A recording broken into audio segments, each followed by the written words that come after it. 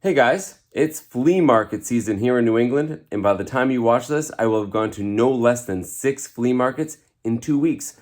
So today I have a double feature for you. Come along as I go to 2 different fleas, get a whole bunch of comic books, and then I'll meet you back here afterwards to talk about what I found.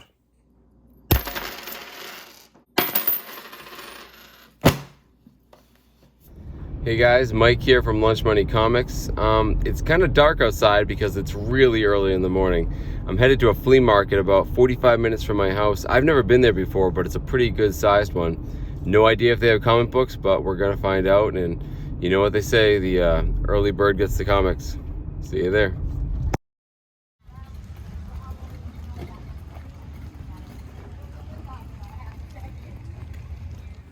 So I'm sort of in a weird situation here. It's so early that, a lot of the vendors are sort of backed up trying to get in here and pay for their table. So there's a lot of empty tables, but they're gonna fill up pretty quickly. And I just basically have to walk around and try to see comic books and pounce right when they show up. So that's my goal. There's a lot of ground to cover, and I'm just gonna basically wander around and hope something pops up.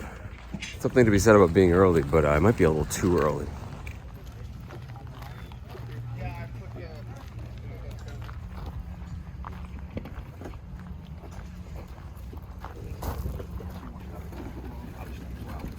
Every day we get up is a good day, Jimmy. All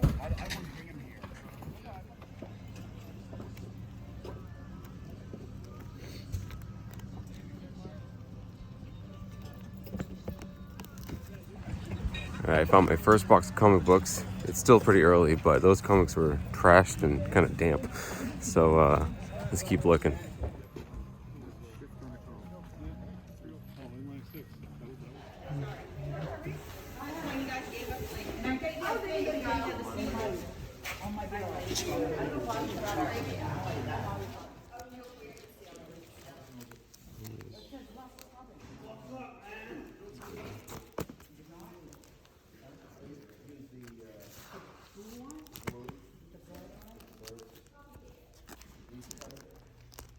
So I'm switching to voiceover here simply because, no joke, someone turned on a weed whacker or a leaf blower inside this indoor pavilion.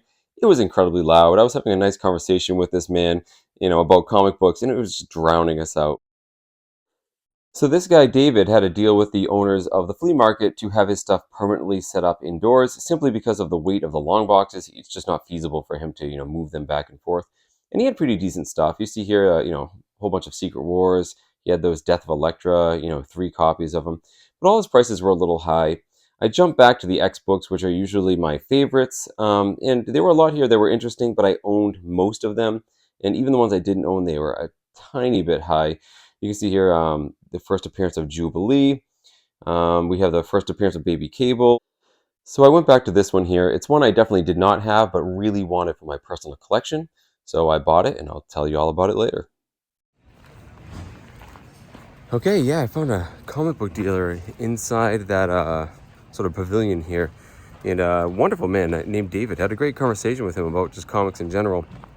I got a couple of things, nothing too great, and honestly I paid a little bit more than I normally would just because I enjoyed the company and he seemed like a really nice guy. So I got a couple of things I'll show you when I get home.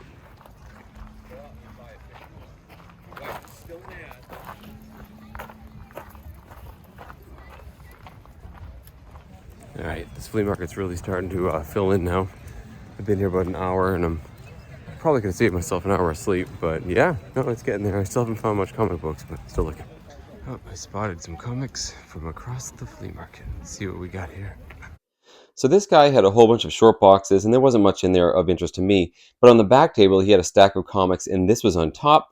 It was a Tales to Astonish number 46. It's the 4th appearance of the Wasp and the first appearance of Kraglin, who many of you might know from the Guardians of the Galaxy movies, played by Sean Gunn, who is James Gunn's brother. And he was only asking $10 for it, which normally would be like an automatic buy for me. However, when I took it out, it was in such terrible shape. It was so brittle, it was literally falling apart. As a matter of fact, the bottom staple was entirely missing, and when I flipped to it to check, it was kind of coming apart in my hands. I offered him like $5. He said he was standing firm at 10. In retrospect, maybe it was worth $10 to talk about it on YouTube, but honestly, I'm talking about it right now, and I saved myself $10. Some in here, but it might be some of the newer. Oh yeah, I think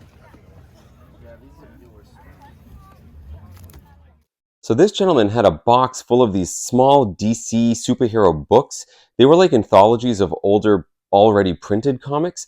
And I've never seen anything like this before. He was charging $10 each, and they looked pretty cool, but I wasn't familiar with them. So I guess I'm appealing to authority. Anyone watching this that knows what they are, let me know down in the comments if they're worth anything.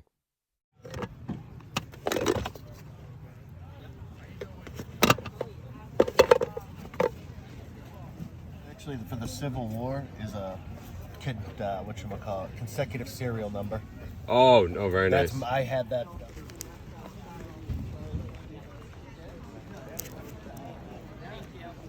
I have a question. How much is that? The flea market definitely got a lot bigger as the morning went on. You know, all those tables sort of filled in, and, you know, lesson learned, I was probably a little too early. I think the sweet spot is probably like, 8 or 9 o'clock.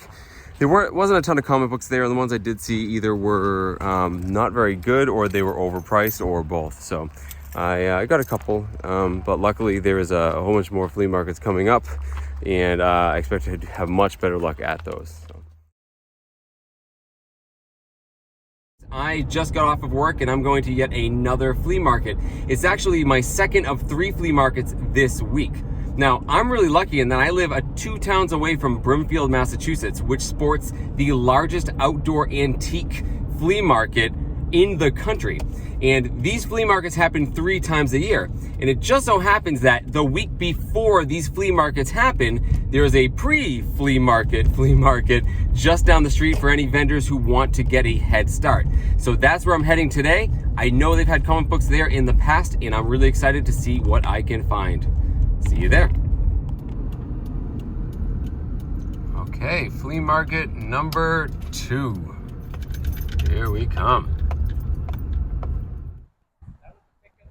Okay, trying out my new Lav Mic Test Desk.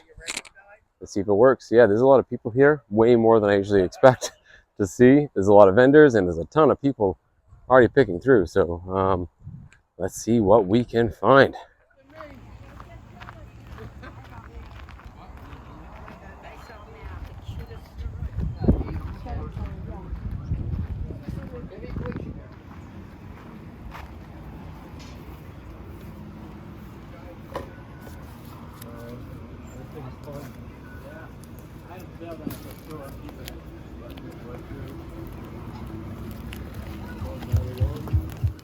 So this guy had 2 stacks of modern comics that were $1 each, and then 2 stacks of Golden Age comics that were $5 each. And they were really cool, but there was nothing in there that really jumped out to me, except for this Jughead with Betty on the cover. It was sort of like a good girl vibe, but I ultimately couldn't justify the $5 on it, and I ended up passing.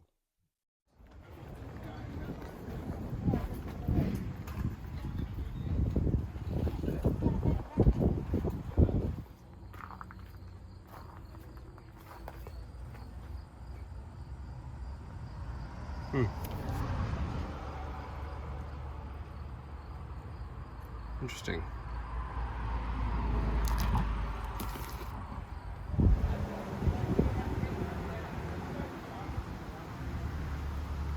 Buddy? Hi. Kind of an awkward moment right then. I saw a stack of comic books, on a table at a vendor, and I asked if I could look through them, and he said no. He said he wanted to still go through them, so he had them out. Oh well, maybe he'll go through them and not find anything good, and I won't feel too bad. That's a first. Now, there's these comics here. I know the guy, I picked these before, but I don't see him. I gotta find where he is. All right, this is kind of fun. The guy who sells those comic books is not at his tent because they're gonna have a live auction, I guess, for most of the vendors. I've never actually seen it before. Evidently, it's kind of a cool thing they do on the first day of this flea market. So I'm heading over there now, and geez, you never know what's gonna go up, and auctions are fun. 5, 7.5, 5, 7.5. Right, the guy in the Dolphins jersey is the one that has all the comic books, and it looks like he's running this thing, so I might have to wait for a little bit to get to my comics. So I just bid on a antique clarinet because it was cheap. I lost. I didn't want to go very expensive, but it was fun. I got to throw some bids in. That was exciting. Really hoping there's some comic books I wasn't expecting. Very doubtful. All right, this guy Kenny's done with his auction, and he told me I could start digging and put a pile together. And he also, in his tent, which he's about to open, he says he has some really good stuff. So let's start digging.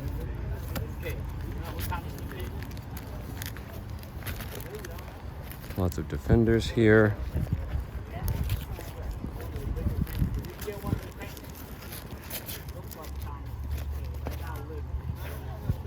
A lot of these are in pretty bad shape though. Nice.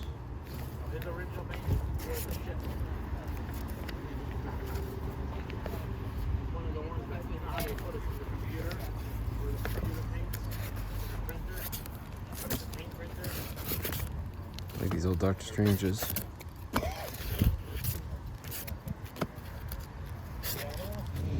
Some old Defenders here. Ooh, that's the first Black Panther versus Namor. Ooh, the movie's coming out. Grabbing that.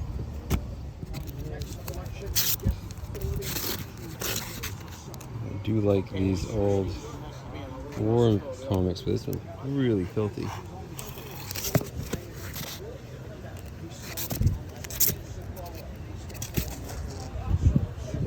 Cool.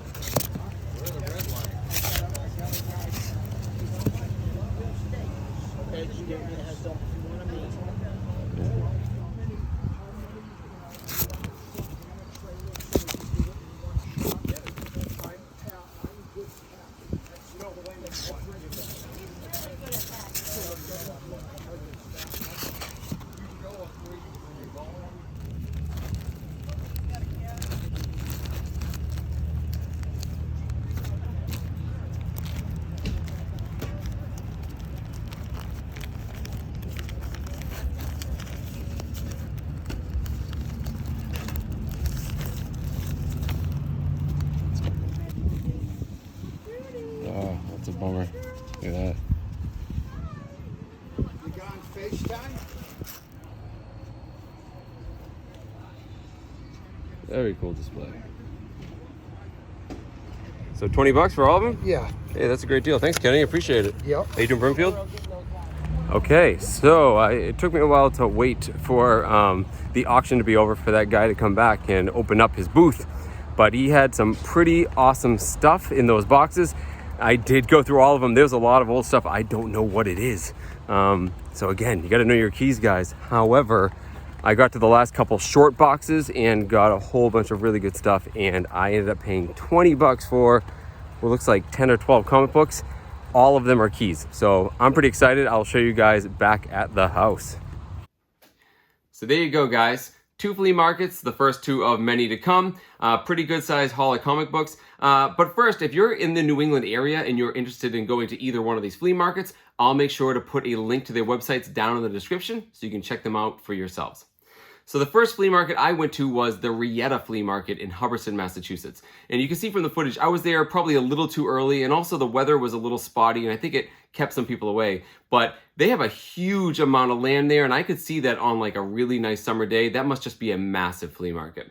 So I walked around for quite a while, and I didn't see too many things that jumped out to me. I think the most notable things you saw in the footage was that Tales to Astonish 46. It was the 4th appearance of the Wasp, first appearance of Kraglin from Guardians of the Galaxy movies. And, you know, he was only asking $10 for it, but, you know, it was missing the bottom staple. It was in really bad shape. It was so brittle, it was kind of like falling apart as I opened it up. So, you know, if it was a really expensive book or a really important key, I think I would have been okay with spending $10 for, you know, something in that bad of shape. But honestly, it's not worth that much. And for a little bit more, I could probably get a better copy that won't fall apart in my hands. The other interesting thing I saw was one guy had a whole collection of graded Civil War comics, and they were all, you know, sequentially numbered serial numbers, and they were all 9/8 except for 196. So close.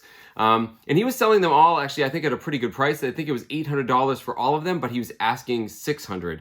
So, you know, I think it's probably a pretty good deal for all those 9.8s, but for me, if I'm going to spend $600 in comic books, they're probably not going to be modern books.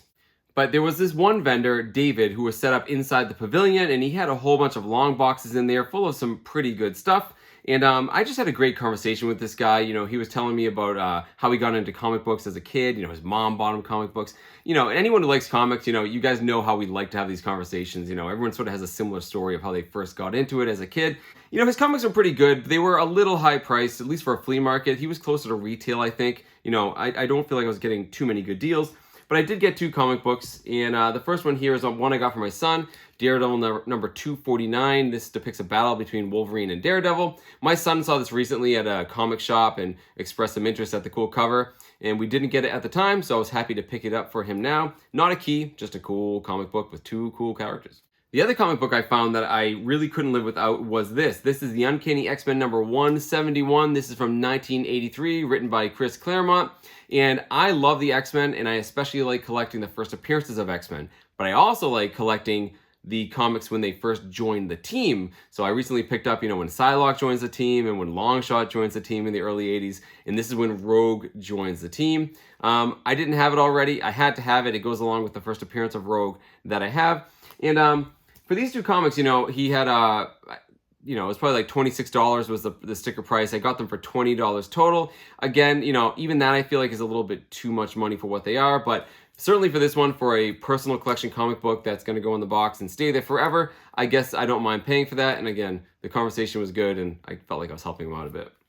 So the second flea market I went to, I clearly had much better luck. So this was the Marrier's Flea Market in Palmer, Massachusetts. As I mentioned briefly in the video, 3 times a year, Broomfield comes to town, and Broomfield is one of the biggest flea markets in the country. And in the week prior to Broomfield coming, this Marrier's Flea Market opens down the street, and it's sort of there to kind of give sellers a head start and sort of whet the appetites of any local buyers who will be going to Broomfield the week afterwards. And I was excited to go to this one because I've had some pretty good success there in the past, specifically from this one vendor who I've picked through his boxes in the past. He always seems to have new stuff, so I was super excited to check that out. But there was a spontaneous auction going on, and this guy was evidently the auctioneer, so I had to wait for the auction to be over with. Once the auction was done, you know, he went back to his tent, opened it back up, and I could go through his boxes. So everything I'm about to show you now came from him. I ended up getting 12 comic books from him.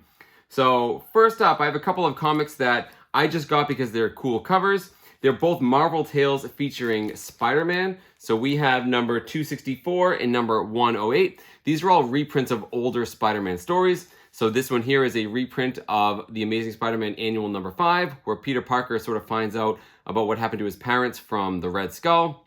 And I don't really care about the story, but the cover is really neat, and I think it's a prime candidate to go on the wall behind me. The other one I got here was depicts the almost marriage between Dr. Octopus and Aunt May. Listen, back in the 60s and 70s, there were some really weird comic book stories. This was one of them. Evidently, they had a genuine relationship, but of course, Spider-Man, Peter Parker, you know, couldn't deal with that and stops the wedding before it can actually be finished. This was originally depicted in Amazing Spider-Man 131. I don't have that one. I wish I did, but I just like these weird, wacky stories, and I don't mind having the second issue of this, and it's just a silly cover, so fun to grab. This next comic book will look familiar to anyone who watched my last video. I got a whole bunch of New Mutants in sort of minor keys, and this was one of them. This is the New Mutants number 32, and this is the first appearance of the fictional island nation of Madripoor. It's a site, a location that's really important to the X-Men, especially the Wolverine. It was depicted in The Falcon and the Winter Soldier, and I just think it's one of those locations I think we have a really high chance of seeing quite often, certainly in the MCU moving forward. Anytime they need like a seedy underworld or a fictional location to have things happen where they are kind of exempt of any, you know, sort of political connotations, I think they're going to use it. So I don't mind having an extra one of these in my collection. You never know if Madripoor will become a big thing in the future. So this next comic book brings back all the nostalgia feels for me. This is Fantastic Four number 348 from 1991. You know, it's certainly a Copper Age book. It's a sort of a famous Copper Age book, and it depicts the new Fantastic Four, which is Spider-Man, Wolverine, Ghost Rider, and the Grey Hulk.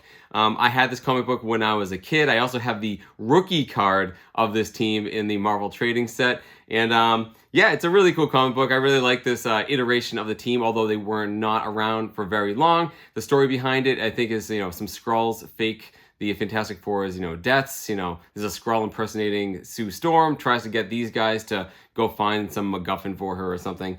And of course, the Fantastic Four weren't dead, and then this team gets disbanded not too long after that. But I really love this book. I think the most interesting thing about this is that Marvel this year, 2022, has come out with a new comic series on these guys, on the new Fantastic Four, with the same 4 characters as part of the team. So interesting to talk about, and I'm happy to have another one of these for my collection. Love it. Okay, next up we have a Silver Age Fantastic Four. This is Fantastic Four number 122. It's from 1972. It's written by Stan Lee and art by Steve Buscema. And yeah, really cool. I mean, I don't think it's a key, but it's a great depiction on the cover of the entire team along with Galactus and Silver Surfer. So whenever I see an old Fantastic Four from the Silver or Bronze Age and it's got a cool cover, I pretty much always get it. So not a great key, but I'm very happy to have this one nonetheless. Next up, we have 2 Daredevil comics. The first one is Daredevil number 179.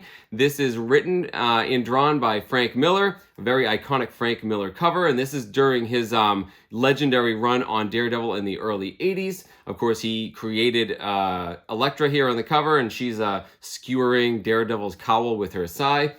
This is 2 issues before the battle between Bullseye and Elektra that results in her death. I think in some of the footage showed in that first flea market I went to, one guy had 3 copies of that Daredevil 181. I already have this, but the one I have is in actually much better shape, and it's kind of put away with my good stuff. This one here, though, has it's hard to see, but there's a dog ear on the top corner and a color break, which makes this one sort of a prime candidate to go up on my wall afterwards. So great Daredevil book with a very iconic Frank Miller cover. Happy to have another one of these. The next one we have is Daredevil number 197. This was not drawn or written by Frank Miller. He had left the series right before this, although he did come back a few issues after this. First of all, it's a cool cover. It has, Bullseye looming in the background, but it's also a key. This is actually the first appearance of Yukio Oyama, who later on becomes the villain Lady Deathstrike. She's an X-Men villain. She's especially a Wolverine villain. She has adamantium claws on all of her fingers. And I think most people remember her from X2, the second X-Men movie, played by Kelly Hu, where she has a really iconic, really cool battle at the end of that movie with Wolverine. So really happy to have this one. Lady Deathstrike, I think, has potential to show up in any future X-Men movies. She's always a great villain to pit up against Wolverine. So happy to have this key issue. So next up, we have 4 Defenders comic books. He had a pretty good collection of Defenders in those boxes, but I'm going to be honest, I only recognized one of them as being a key. For the rest of them, I sort of looked them up. So these first 3, I'd love to say I knew exactly what they were when I looked at them, but that's not true. I have a pretty good visual memory for things like this, like keys. I didn't recognize any of these, and when I explain what's in them, you'll probably understand why. The first one up is this one. This is the Defenders number 32. This is the first appearance of the character Ruby Tuesday. It's also the origin of Nighthawk right here. So Nighthawk is sort of the Batman analog of the, Squadron Supreme, which is basically a knockoff of the Justice League. You have people like Hyperion, who's sort of the analog of Superman. Nighthawk's admittedly one of the coolest characters because he's based on the coolest character of Batman, and this is his backstory. There are rumors that the Squadron Supreme, or at least the evil version of them, is going to show up in a future MCU property, maybe as, sort of lackeys of Kang the Conqueror. It remains to be seen whether that's going to be the case, but cool comic book to have. Next up, we have number 66. This is the first appearance of one of the Valkyries. The main Valkyrie most people know is Brunhilde. This is a different one. I think her name is like Svava or something like that. I don't really care much about that. It's just a really cool cover with a Valkyrie on a Pegasus, and I liked it. Next up, however, we have a triple key. This has 3 first appearances. This is Defenders number 112. And once again, this comic book here features the Squadron Supreme and the appearance of 3 different Squadron Supreme members. The first one is Power Princess, which is an obvious homage to Wonder Woman. It's also the first appearance of Arcana Jones, which is sort of a knockoff of Zatanna. And the final one is Nuke, who is a knockoff of Firestorm. Now, there are several characters named Nuke in Marvel Comics. There's one that has like a American flag tattooed on his face. He's a Captain America villain. No, this is a different Nuke. This one has nuclear powers, and again, it's clearly a pastiche of Firestorm. Once again, this team might show up in the future. There's a chance for any of these guys to sort of show up in the MCU, so I'm very happy to have a triple first appearance key like this. I'd love to say I knew what this was before I picked it up, but I didn't. But happy to have it.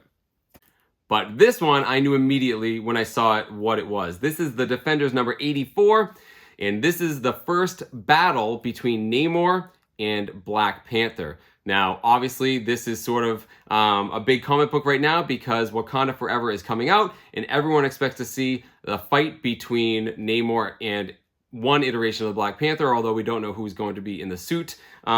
This comic book is the first battle between these two kings. And also in this comic book, you also almost have Wakanda and Atlantis come to blows, and I think we all expect to see in the movie that Wakanda is going to fight at least the MCU version of Atlantis. And just a really cool comic book. It's gone up in value quite a bit because of the movie that's coming out. Really happy to have this one. I actually just saw the picture of this comic book a few weeks ago, so I knew exactly what it was. I probably would have skipped over it had I not seen that online. So very happy to have this key comic book. Okay, the last comic book I got from this guy is a really cool cover. So this is X-Men number 11. It has a very famous cover drawn by Jim Lee. You know, all these early issues of X-Men drawn by Jim Lee, most of them aren't worth that much money. You know, you have number 4, which is the first appearance of Omega Red, but otherwise, you know, they're only worth a couple bucks. But this one's sort of the exception. This has such a cool cover, you know, with Wolverine brandishing his claws and the team behind him, that this one can go for, you know, is somewhere in the teens, usually up to like $15, something like that. And I know that some people, like, if they're in really good condition, will even grade them. I'm not going that far, but it's a really cool comic book to have. Famous, fantastic cover, and this one might very well end up on the wall behind me. X-Men number 11, very cool. So all told, from that vendor, I got 12 comic books, and I paid $20 for all of them. I think I got a fantastic deal. I think he gave me such a good bargain because I bought from him in the past. And we have a good rapport, and I will continue to buy from him in the future, absolutely. Clearly, I did a lot better with my $20 at this flea market over the first flea market where I just ended up with these two. So I have one more surprise comic book that I got at that flea market. But before I talk about it, I just want to remind you that if you like this video, make sure you hit the like button. And if you like my content so far, you know, please do me a huge favor and hit that subscribe button. You know, I have a new channel. I'm trying to grow the channel. And quite honestly, I didn't expect anybody to watch it. So I've been shocked and quite humbled by the fact that I've gotten such a great response from the community and from the viewers. I love the comments that people leave. I love engaging with those commenters. So make sure you hit the like, guys. It would really help me out and I would really appreciate it. And I have a lot more content coming up that I think you're going to like. So my last comic book is a bit of a surprise because the last footage you saw was me walking back to my car. I dropped off my phone, my microphone, and my comic books, and then I remembered that there was a vendor who had a non-comic antique that I was interested in, and I ran back over there without my camera. And when I got there, there was 3 comic books laying on one of the tables that I didn't see before.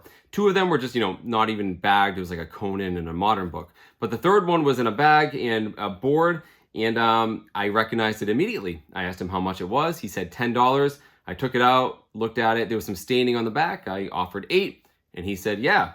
So for $8, I got this, Godzilla, King of the Monsters, #1. This is from 1977. Of course, it's the first appearance of Godzilla in mainstream American comics. Depending on the condition, this one can go for you know, a good amount of money. And I didn't have it already. It's the #1 of an issue. It's a very well-known character, so I was very happy to have this for $8. So pretty solid buy, and it was sort of a sneaky buy. I didn't expect it, and I feel a little remiss that I didn't get any footage of me finding this comic book, but I promise I found it at the same flea market. It was actually like 2 or 3 tables down from the other vendor I got most of these books from. So Godzilla #1, really happy to have this in my collection. So there we go, 2 flea markets down, many more to go. At the end of the day, I ended up with 15 different comic books, and I spent less than $50 total for all of them. I think I did pretty good, but let me know down in the comments how you thought I did. Did I get a good deal on these? Am I a fool for passing up on that Tales to Astonish for $10? Would you have been one of those people interested in all of those graded Civil Wars? Definitely like the video and leave a comment down below. I love reading through all the comments and responding to every single one of them. It's honestly like the highlight of my day.